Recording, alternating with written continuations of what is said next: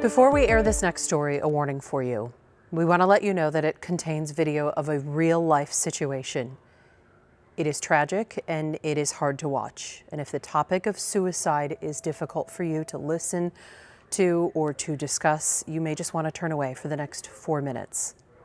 An urgent 911 call about a teen contemplating suicide. She was talking about how she had a gun next to her now. Valley officers and paramedics arrive to find the girl still alive, but they fail to keep her that way.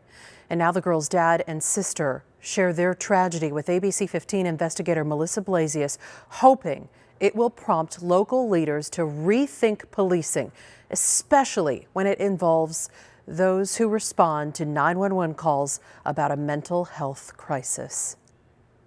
We've been reporting how the city of Phoenix is working on plans to send more counselors instead of cops to some 911 calls, especially those involving mental health or welfare checks. The Trojanowski family is hoping that other cities follow Phoenix's lead after their tragedy in Mesa. Now, a warning, this video may be hard to watch, especially if you know someone who died by suicide. But this family wants people to see it, hoping that others will join their calls for reform. Come on, Sarah, let's go. 1, 2.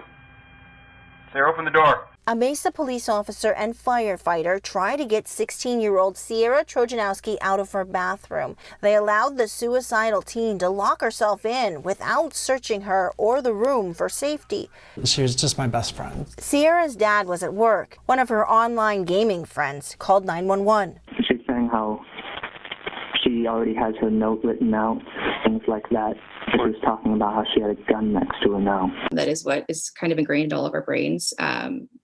Is to call the police for situations like this. Police officers who have months of training on arresting people may have just 1 or 2 days of training on mental health responses. They may be thinking that they're showing up as Captain America, but to the person who's answering the door, they're scared of the police officer. Sierra's family believes the police and fire response only escalated the girl's internal crisis. Officers came knocking, calling her name, even opening an unlocked door. When it was clear they weren't going to stop until she answered, she downplayed her distress. She closed the door right away then.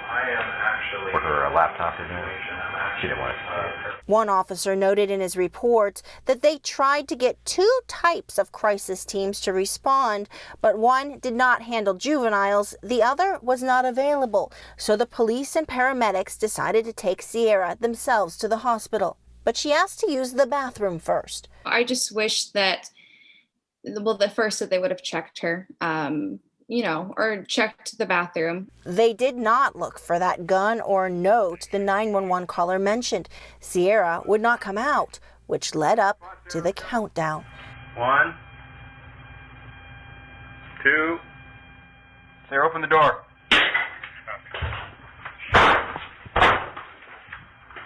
Damn it. Sierra shot herself. A short time later, police were able to get a hold of her dad and told him to go to the hospital. I saw some blood down her right side, and I collapsed. They were able to keep her alive for several days, and I sat with her the whole time. The Trojanowskis sued the city of Mesa. While they reached a settlement last month, the family says it's not about the money. I care about other kids. They could not save Sierra, but the Trojanowskis hope to save other families from their grief. I do think that if somebody who was more trained to deal with situations like this, or like what happened to my sister, that the outcome would have been different. Mesa police tell ABC 15, when a tragedy like this occurs, we always take a look at the policies and procedures. Since Sierra's death, Mesa's crisis response team has grown from 4 to 8 people, and they added a full-time clinician. The Trojanowskis hope that community leaders will join their calls for more resources in Mesa and other cities, so that when someone calls 911 for a welfare check, that an expert in social services will respond with or instead of a police officer. The family also believes that people who work with teens could use some more training in suicide intervention.